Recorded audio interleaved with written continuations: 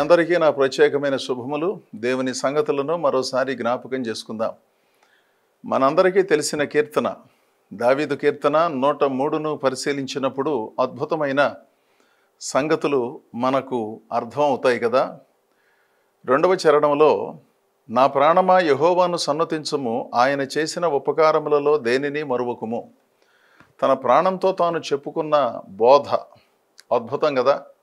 మనందరం పక్కనాళ్ళకి చెబుతాం, నేను మీకు చెబుతున్నాను, మీరు నాకు చెబుతారు, మనందరం కలిసి ఇంకొకళ్ళకి చెబుతాం. సహజంగా జరుగుతుంది. దావీదు కూడా ఇతరులతో చెప్పాడు, ఇతరులు వచ్చి దావీదుకు చెప్పారు. అయితే దావీదులో ఉన్న మరో ప్రత్యేకమైన కోణం ఏమిటంటే, తనతో తాను చెప్పుకున్నాడు, తనను తాను గుణపరుచుకున్నాడు, తనను తాను దేవుని సన్నిధిలో సవరణ చేసుకున్నాడు. ఇది అందరికీ సాధ్యం కాని లక్షణం. ప్రక్కవారికి చెప్పి వారిని ప్రభువులోకి నడిపించాలని, స్థిరపరచాలని, వారిని గుణపరచాలని కోరుకోవటం సహజంగా జరుగుతుంది, నాకైనా మీకైనా ఎవరికైనా. అది మంచి పద్ధతే. కానీ అదే సమయంలో మనం బోధించే వాటిని అనుసరించాలని, వాటి వెలుగులో జీవించాలని, మనస్సాక్షి వెలుగులో మన జీవితాలు సక్రమముగా ఉంచుకోవాలనే ఆలోచన కలిగిన వారు కాస్త ఉన్నతమైన ఆధ్యాత్మిక ప్రగతిని సాధించిన వాళ్ళు అవుతారు కదా. అది నేనైనా మీరైనా ఎవరైనా సరే జరిగించవలసిందే కదా. ఇక్కడ దావీదు భక్తుడు చెప్పిన మాట, నా ప్రాణమా యెహోవాను సన్నతించుము అంటూనే ఆయన చేసిన ఉపకారములలో దేనిని మరువద్దు. సహజంగా మనందరికీ మరపు అనేది ఒకటి ఉన్నది. విచిత్రం ఏమిటంటే, ఏది గుర్తుపెట్టుకోవాలో దానిని గుర్తుపెట్టుకోవటం కంటే, గుర్తుపెట్టుకోవటానికి అనర్హమైన వాటిని, ప్రతి చిన్న విభాగాన్ని కూడా గుర్తుపెట్టుకుని 10 ఏళ్ళ తర్వాత, 20 ఏళ్ళ తర్వాత, 30 ఏళ్ళ తర్వాత, 50 ఏళ్ళ తర్వాత కూడా చెప్తారు. చెప్పటం తప్ప సరి అయినదా దాన్ని పక్కన పెడితే అదంత ప్రాముఖ్యమైన సందర్భం ఏమీ కాదు. అసలు వాటిని మించిన సంగతులు, దేవుని సంగతులు, దేవుడు చేసిన కార్యాలు, దేవుడు మాట్లాడిన మాటలు, దేవుడు చూపించిన దర్శనాలు చాలా ఉన్నాయి. కానీ ఎందుచేతనో అవి గుర్తురావు. వాటికంటే ఈ పనికిమాలిన సంగతులు ఎక్కువ గుర్తుంటాయి. ఒకసారి మనందరం ఆలోచన చేస్తే, అవసరమైన సంగతుల కంటే అనవసరమైన సంగతులలో మనకు జ్ఞాపక శక్తి అద్భుతంగా ఉంది కదా. అది మానవ నైజమేమో. దానిని మనం సవరణ చేసుకుంటూ ఏ సంగతిని జ్ఞాపకం పెట్టుకోవాలి, ఏ సంగతిని వివరముగా జ్ఞాపకం పెట్టుకోవాలి, సరిగ్గా గుర్తులేదండి. దేవుడు మాట్లాడాడు, ఏం చేయమని చెప్పాడు, ఎలా ఉండమని చెప్పాడు, ఎక్కడికి వెళ్ళమని చెప్పాడు, ఏమి బోధించమని చెప్పాడు, ఏది అనవసరమని చెప్పాడు. ఈ సంగతులు మనం పెద్దగా జ్ఞాపకం పెట్టుకోం. ప్రవచనాలు వచ్చినా, దర్శనాలు వచ్చినా మనకు అనుకూలంగానే రావాలని కోరుకుంటాంగా. మనం మనుషులం. నా కుమారుడా, నేను నిన్ను దీవిస్తున్నాను, నిన్ను గొప్ప చేస్తాను అనే ప్రవచనాలకు మనం ఆకర్షితులు అవుతాం.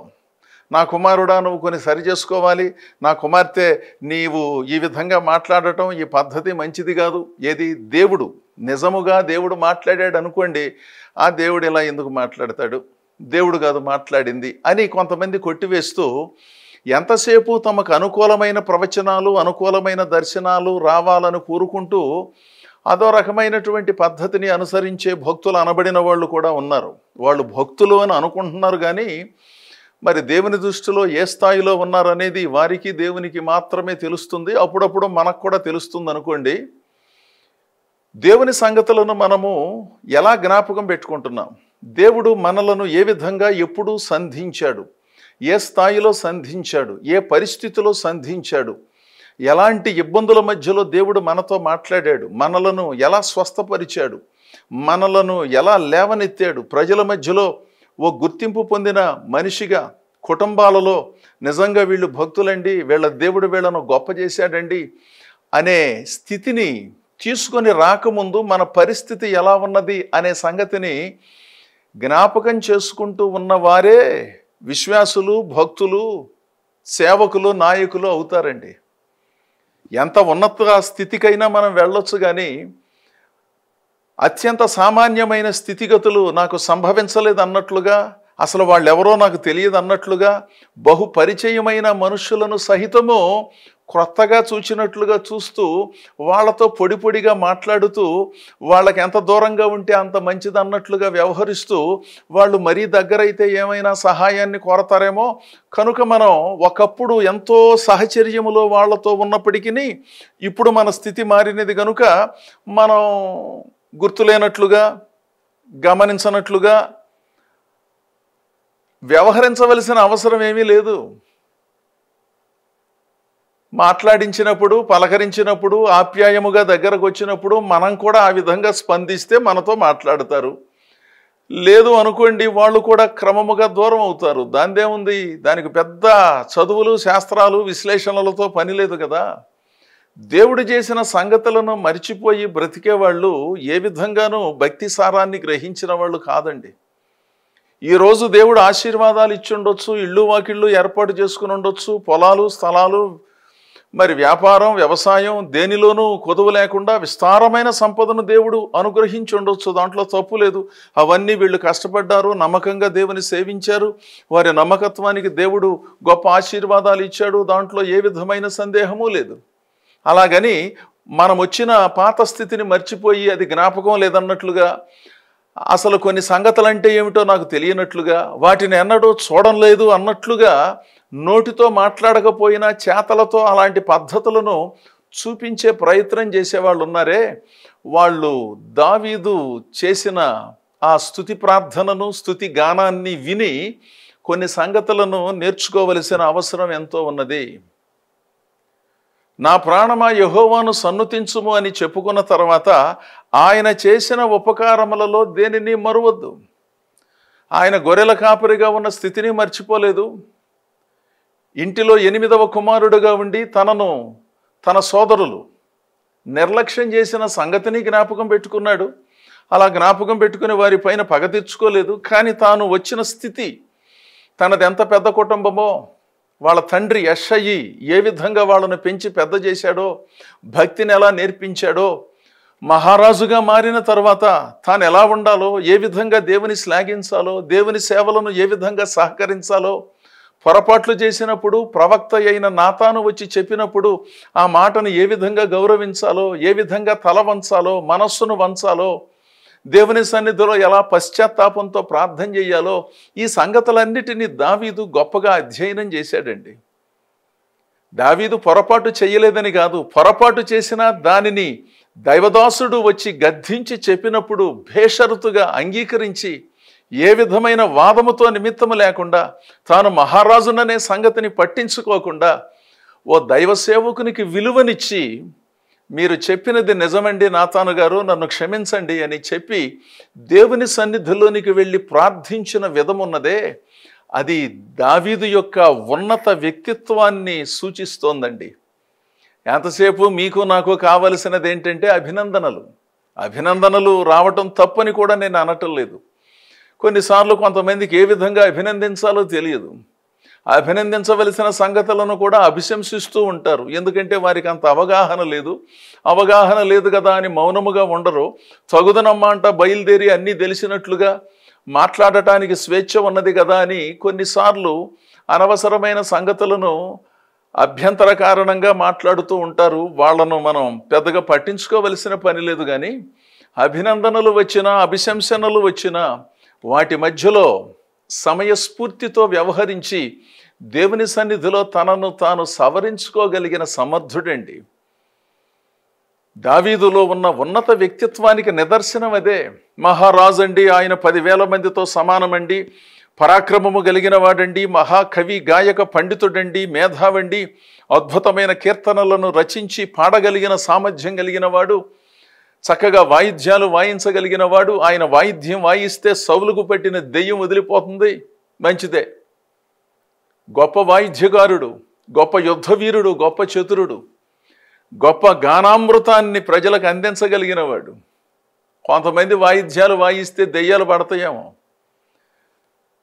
ఎందుకంటే పాట వినపడదు, ఆ పాటలో ఉన్న మాటలు వినే యోగం లేదు. ఎంతసేపు నా వాయిద్యము అందరికీ వినపడాలని అనుకుంటారో ఏమిటో, ఎవరికి వాళ్ళు ఆ శబ్దాన్ని పెంచుకుంటూ ఇక్కడ తగ్గించినా వాళ్ళ దగ్గర పెంచుకుని పాట వినపడకుండా అసలు ఎంత ధ్వనిని సృష్టిస్తున్నారో సంఘాలలోనూ సమావేశాలలోనూ ఇదొక తీవ్రమైనటువంటి సమస్యగా మారింది. పాట వినబడాలి, పాటలో ఉన్న అక్షరాలు వినబడాలి, ఆ అక్షరాలకు ఆ రాగానికి మన సంగీతము సహకరించాలనే ధోరణి కంటే అసలు ఎవరు పాడుతున్నారో ఏం పాడుతున్నారో తెలియకుండా ఎంతెంత శబ్దాలు పెంచుకుంటూ, ఒకవేళ కొంచెం శబ్దం ఎక్కువగా ఉందండి తగ్గించండి అంటే కోపగించుకుంటూ వ్యవహరించే కొంతమంది కొన్ని సంగతులు గ్రహించడం ఎంతో ప్రాముఖ్యమండి. ఎంతసేపు నా వాయిద్యమే వినబడాలంటే ఎలాగూ పాట వినబడటం ప్రాముఖ్యం కదా, ఇది అత్యంత సామాన్యమైన సంగతి కదా. దావీదు ఎప్పుడూ కూడా చక్కగా పాడేవాడు. ఆ పాట వినబడటానికి వీలుగా సంగీతాన్ని సహకారంగా అందించగలిగిన వాడు. ఎప్పుడైతే ఆ చక్కగా వాయిద్యాన్ని వాయించాడో సౌలుకు పట్టిన దెయ్యాలు కూడా వదిలిపోయాయి. ఇందాక చెప్పాగా, కొంతమంది వాయిద్యాలు వాయిస్తే దెయ్యాలు పడుతున్నాయి. ఎందుకంటే ఏం చేయాలో ఏంటో అర్థం కావట్లేదు, అసలు ఏం పాడుతున్నారో అర్థం కావట్లేదు, ఎవరి వాయిద్యం వినాలో అర్థం కావట్లేదు. ఇదంతా ఒక విచిత్రమైన సంస్కృతిగా, విష సంస్కృతిగా ఈనాటి క్రైస్తవ సంఘాలలో కొనసాగటం మన అందరం చూస్తున్నాం. వాయిద్యకారులు గొప్ప సేవ చేస్తున్నారు. ఎంతో అదుపులో ఉండి క్రమముగా వాయిస్తూ ఉన్న వాయిద్యకారులను నేను అభినందిస్తున్నాను. అదే సమయంలో దేవుని పాటకు తావు లేకుండా మాదే ప్రాధాన్యం అన్నట్లుగా భావించేటటువంటి కొంతమంది ఈ సంగతిని పరిశీలించాలి.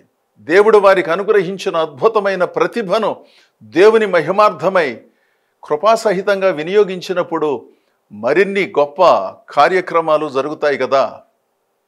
యోగ్యులు సమర్థులైన వాయిద్యకారులను నేను అభినందిస్తున్నాను. ఆయన చేసిన ఉపకారములలో దేనిని మరువకుము.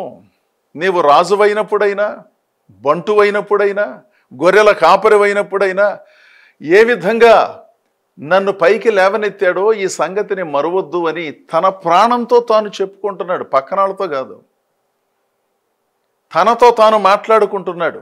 మనందరికీ పక్కనాళ్ళతో మాట్లాడటం, పక్కన వాళ్ళు వచ్చి మనతో మాట్లాడటం అలవాటు. ఆ మాటలు కూడా మనకు అనుకూలంగా మాట్లాడాలి. మీరు గొప్పవాళ్ళండి, మీరు సామాన్యులు కాదండి, మీరు మేధావులండి, అసలు మీరు చేసినట్లుగా ఎవరో చేయరండి, మీరు పాడినట్లుగా ఎవరో పాడరండి. ఈ మాటలు వినటం అంటే మనందరికీ చాలా ఇష్టం కదా. దేవుని సన్నిధిలో మనలను మనం స్వీయ పరిశీలన చేసుకుని ఒదిగి ఉండి అదుపులో ఉండి మనలను మనం నియంత్రించుకుంటూ దేవుని సేవలను దైవికమైన పద్ధతిలో జరిగించే ఆ ధోరణిని మరింతగా అలవర్చుకోవటం చాలా ప్రాముఖ్యం. కొంతమందికి ఇది తెలియదు. తెలిసినా తెలియనట్లుగా వ్యవహరించే ధోరణి దావీదును చూచి మనందరం నేర్చుకోవాలి. ఆయన చేసిన ఉపకారాలలో దేనిని మరువనండి. నేను పొరపాటు చేసినప్పుడు మా దైవదాసులు నాతాను గారు చెబితే ఏ విధమైన వాదముతో నిమిత్తం లేకుండా నా పొరపాటును అంగీకరించి దేవుని సన్నిధిలో చాలా కన్నీటి ప్రార్థన చేసి అందులో నుంచి బయటపడ్డానండి. దేవుడే నా జీవితంలో ప్రథమ స్థానం ఆక్రమించాడండి. అనవసరమైన సంగతులకు నాకు పెద్దగా తావులేదండి. ఆయనను కీర్తించటం, ఆయన మందిరములో వీలును బట్టి ధ్యానించటం, అక్కడే ఉండటం నాకు ఇష్టమని పలుమార్లు పలు సందర్భాలలో చెప్పుకుంటూ వచ్చాడు. దేవుని ప్రజలారా, దేవుడు మనలను ఆశీర్వదించినప్పుడు మన ఆలోచనలు, మన పద్ధతులు, మన చుట్టూ ఉన్న పరిస్థితులను ఏ విధంగా మనం అర్థం చేసుకుంటున్నామండి? ఒకసారి ఆలోచించండి. అత్యున్నతమైన స్థానములో ఉన్న దేవుడు తనను తాను తగ్గించుకొని సామాన్య మనిషిగా భూమిపైన సంచరించి ఆయా ప్రాంతాలు తిరిగి దేవుని సువార్తను అద్భుతంగా అందించాడు కదా.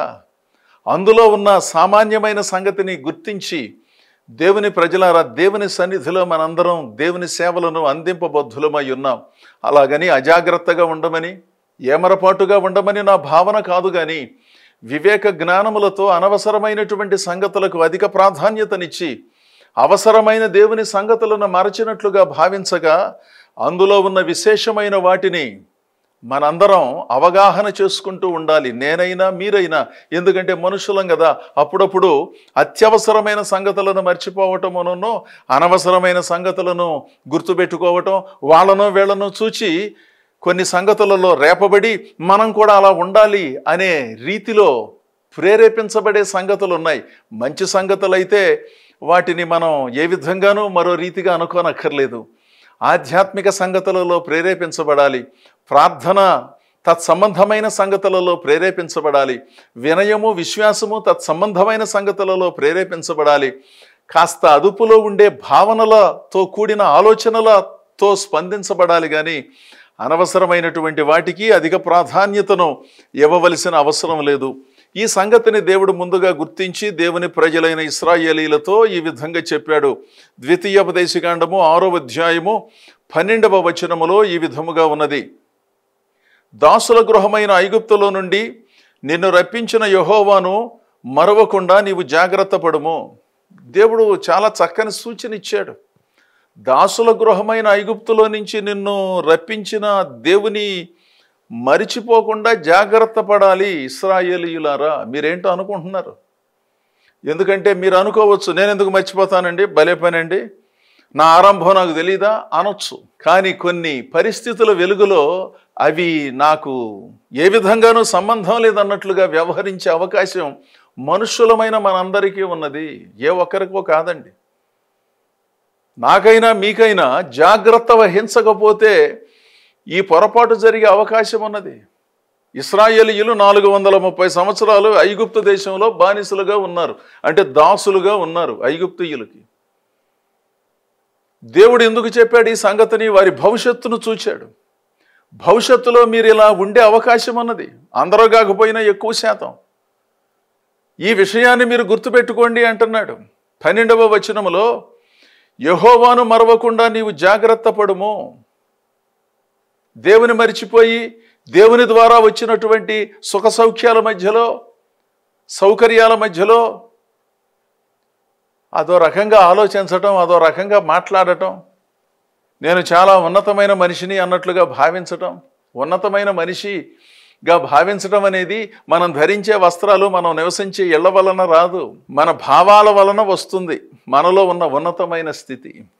అంతేగాని నిండుగా ఉండటానికి మీరైనా నేనైనా ఆయా సందర్భాలలో రకరకాలైన వస్త్రాలను ధరించటం సహజం కదా. కాస్త నిండుగా ఉండాలి, మరి కొన్ని సందర్భాలలో తప్పదు. దానితోనే ఒక మనిషికి గౌరవం వస్తుందా? మనం నివసించే ఇళ్ళు కానీ, నడిపే వాహనాలు కానీ వాటికి కొంతమంది విలువనిస్తారేమో, ఎందుకంటే అవి తప్పితే విలువైన సంగతులు వాళ్ళకు తెలియదు గనుక. మన వ్యక్తిత్వమే నిజమైన సంపద, నిజమైన విలువనిచ్చే అంశం. దేవుడు మనకు అనుగ్రహించిన వాటిలో ఒదిగి ఉండి ఆశీర్వాదాలు వచ్చినా, కొన్నిసార్లు అనారోగ్యాలు వచ్చినా, కొన్నిసార్లు అసౌకర్యాలు కలిగినా, కొన్నిసార్లు మనం అనుకున్నవి అనుకున్నట్లుగా జరగకపోయినా ఏం చేద్దాం? మన చేతిలో కొన్ని లేవు కదా. వాటిని భరిస్తూనే, కొన్నిసార్లు బాధను అనుభవిస్తూనే, కొన్నిసార్లు సంతోషాన్ని అద్భుతంగా పొందుకుంటూనే దేవుని సన్నిధిలో ఒదిగి ఉండి కృతజ్ఞతాపూర్వకమైన జీవన విధానము మనకు అలంకారము కదా. అదే సంగతిని దావీదు తన ప్రాణంతో తాను చెప్పుకున్నాడు. ఇక్కడ దేవుడు ఇశ్రాయేలీలతో చెప్పాడు, మోషే ద్వారా ఇశ్రాయేలీలతో చెప్పాడు. మనము ఇంతకు ముందు చదువుకున్న లేఖనములో, అనగా 103వ కీర్తనలో దావీదు తనతో తాను చెప్పుకుంటున్నాడు. ఏ ఉపాధ్యాయుడో చెప్పటం లేదు, ఏ దైవదాసుడో చెప్పటం లేదు, ఏ ప్రవక్త చెప్పలేదు. ప్రవక్త గారు వచ్చారు. 1 సమూయేలు పుస్తకం 12వ అధ్యాయములో తన దోషాన్ని చూపించాడు, భేషరతుగా ఒప్పుకున్నాడు, దేవుని సన్నిధిలో ప్రార్థన చేసి విమోచనను పొందాడు. ఇక్కడ నాతాను ఈ మాట చెప్పట్లేదు, తానే తనతో చెప్పుకుంటున్నాడు. ఆయన చేసిన ఉపకారాలలో దేనిని మరిచిపోయి విచిత్రంగా విడ్డూరంగా బ్రతకొద్దు. అసలు ఈ సంగతులన్నీ నాకు తెలియదు అన్నట్లుగా వ్యవహారం చెయ్యొద్దు. ఓ నా ప్రాణమా, కాస్త జాగ్రత్తగా ఆలోచించు అని తనను తాను అదుపులో ఉంచుకుంటున్నాడు అన్నమాట. ఇది చాలా విశేషమైన లక్షణం అండి. మనలను మనం అదుపులో ఉంచుకోవటం చాలా కష్టమైనటువంటి పని కూడాను. ఓ స్థాయికి వచ్చిన తర్వాత కాస్త చేతిలో డబ్బులు ఆడుతూ ఉన్నప్పుడు, అసలు మన మాట చెల్లుబడైపోయేటప్పుడు తెలియకుండానే మహారాజులు రాణులుగా భావించే అవకాశం ఉన్నది. అందుకని తనను తాను అదుపులో ఉంచుకుంటూ తనకు తాను ఒక నియంత్రణను సృష్టించుకుని ఆయన చేసిన ఉపకారాలలో దేనిని మరవకుండా జాగ్రత్తగా ఉండు నా ప్రాణమా అని చెప్పుకున్నాడు. ఇది విధేయుల లక్షణం. ద్వితీయోపదేశకాండం 32వ అధ్యాయము 25వ వచనం.